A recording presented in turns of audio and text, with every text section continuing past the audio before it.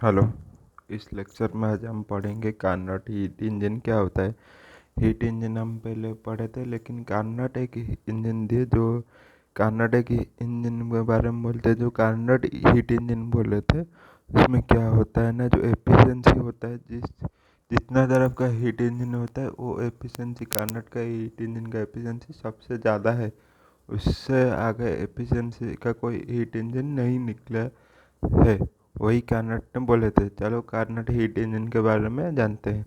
It is an ideal, ये क्या होता है ना, एक आइडियल हीट इंजन होता है जिसमें क्या होता है ना, एफिशिएंसी ज़्यादा होता है, और जितना ये हीट इंजन है उससे ज़्यादा एफिशिएंसी होता है। It is an ideal heat engine of that operates between two temperature. कहाँ से ऑपरेट होता है? Source and sink. Temperature T1 source से, टेम्परेचर T2 सिंक से ऑपरेट होता है। It operates through one a series of two isothermal and two adiabatic process में ये ऑपरेट होता है। ये इसका स्टेज क्या होता है? दो आइसोथर्मल प्रोसेस में ऑपरेट होता है और दो अडियाबेटिक प्रोसेस में ये ऑपरेट होता है। कार्नोट साइकिल कंस्ट्रक्शन देखते हैं क्या होता है। Carnot in following parts. Okay, चलो पहले cylinder. This is the main bot of heat engine that conducting base insulating wall.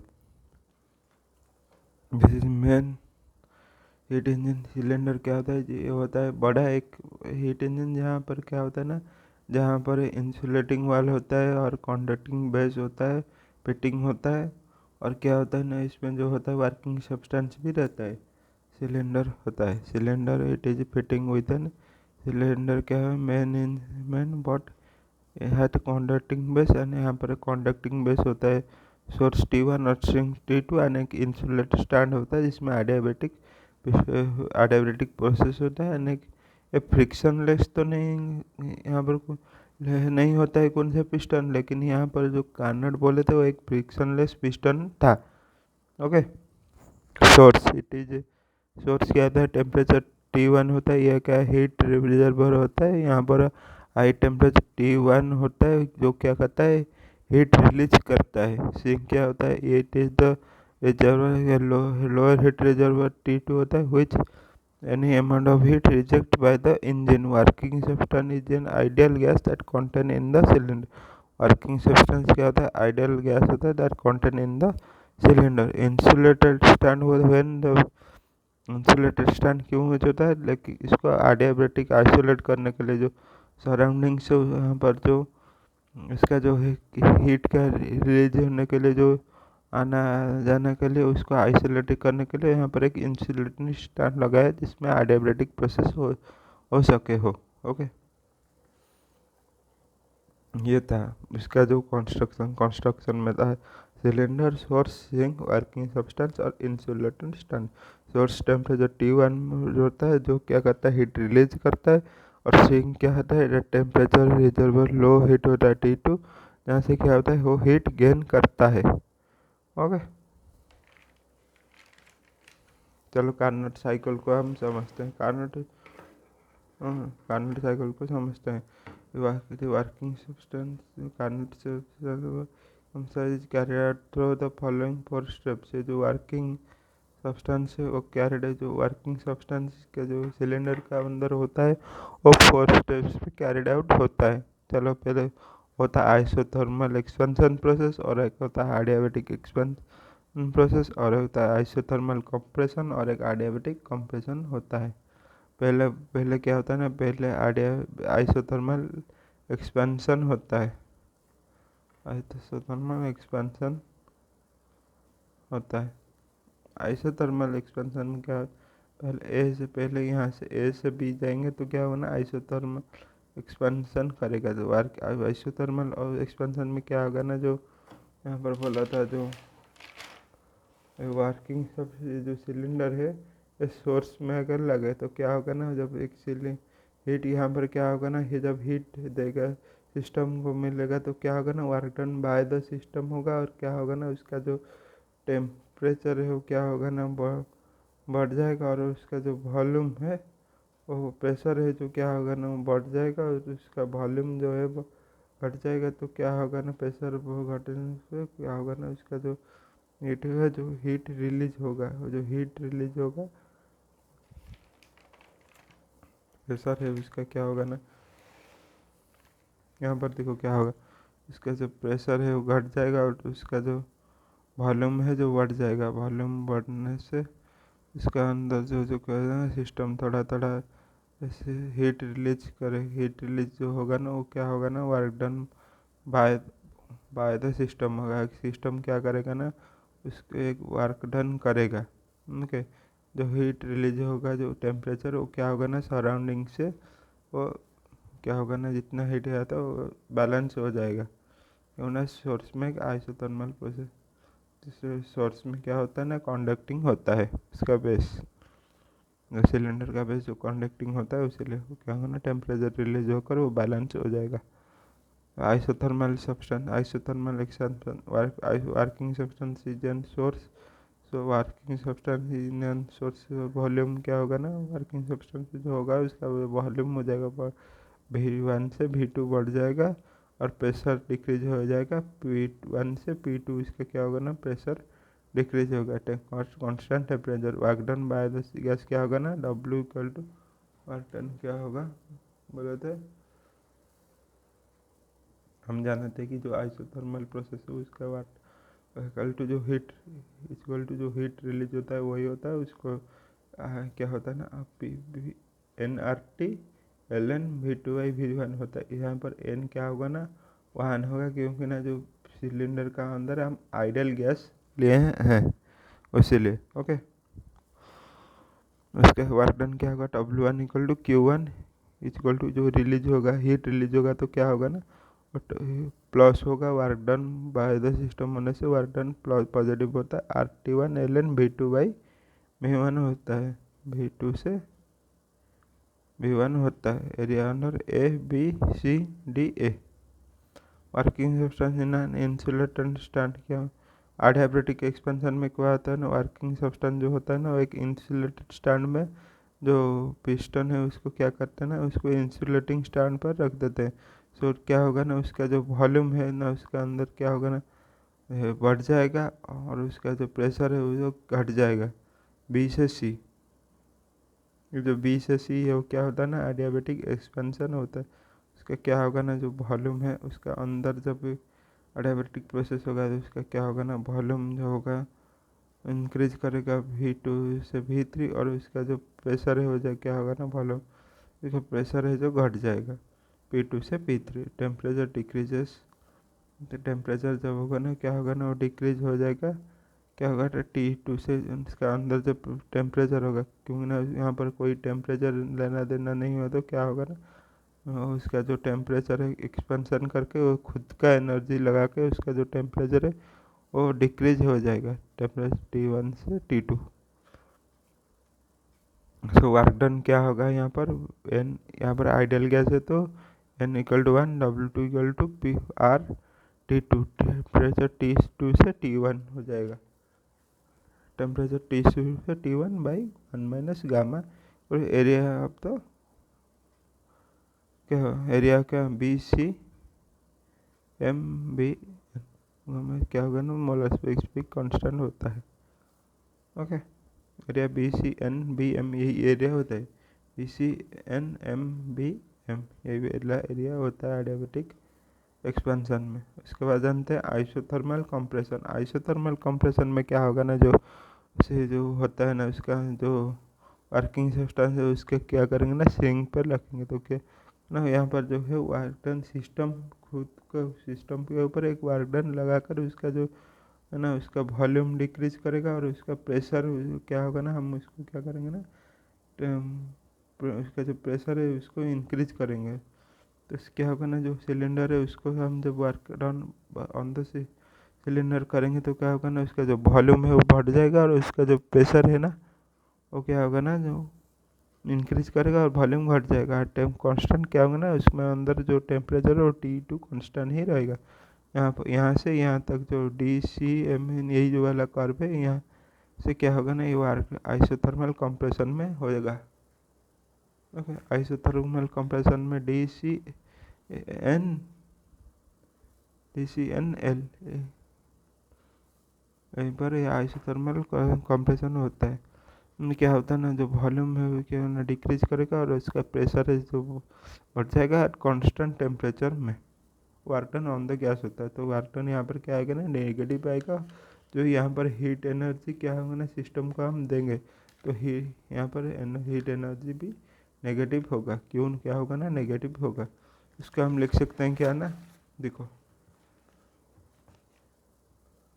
इसको हम लिख सकते हैं W3 is equal to R3 2 ln2 V4 minus V3। Area क्या होगा ना CDLNC। यही जो एरिया है सी, यह कहा ना CDLNC।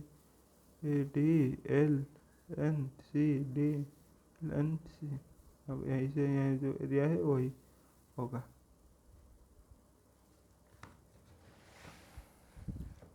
उसके बाद एडियाबेटिक कंप्रेशन में पढ़ेंगे। Now again place on an insulating stand. क्या इसके बाद क्या करें हम, जो इसको क्या करेंगे इसके बाद इसको पहले जैसे इंसुलेटिंग स्टैंड में रखा था उसको पहले ही हम इंसुलेटिंग स्टैंड में रख देंगे।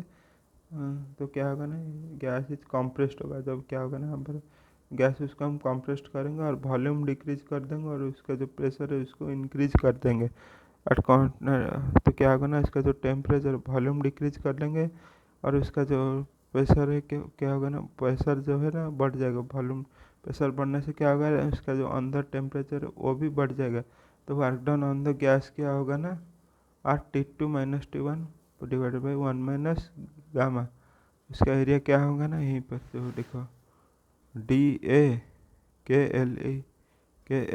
यही एरिया होता है उस DA यही होता है उसका एरिया।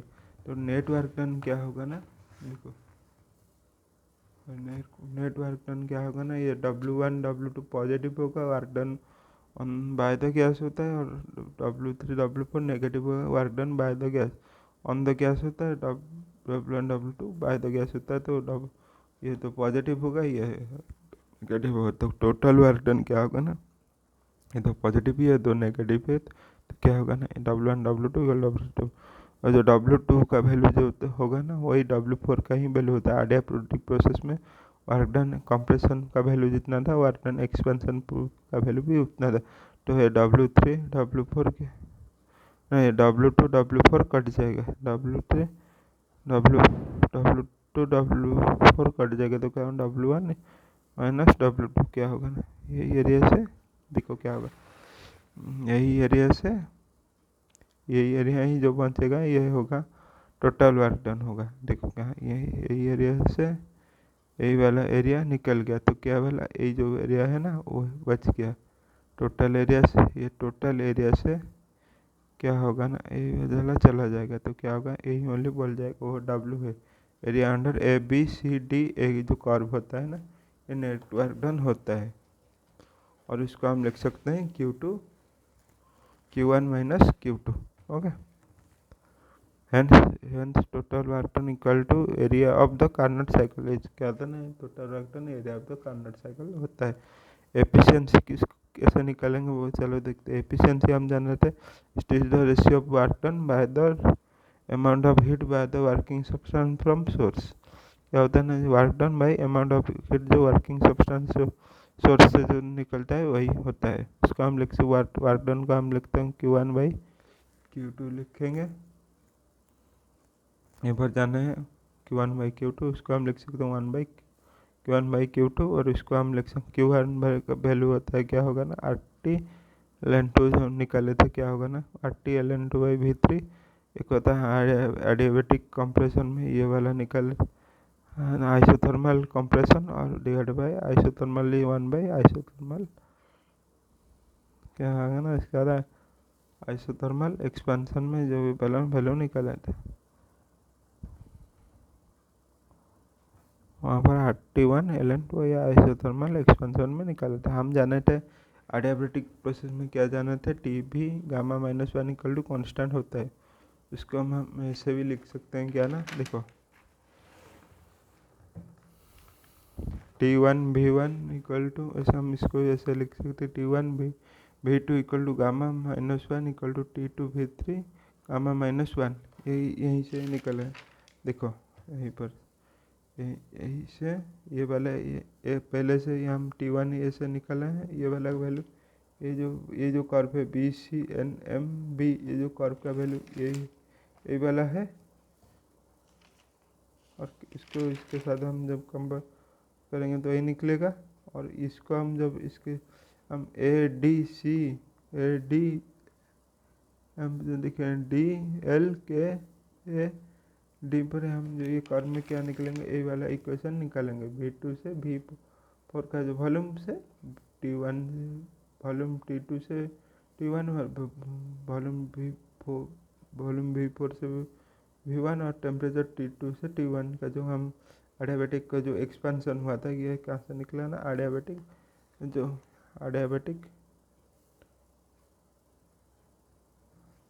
क्या एक्सपेंशन, ये कहाँ से एडियाबैटिक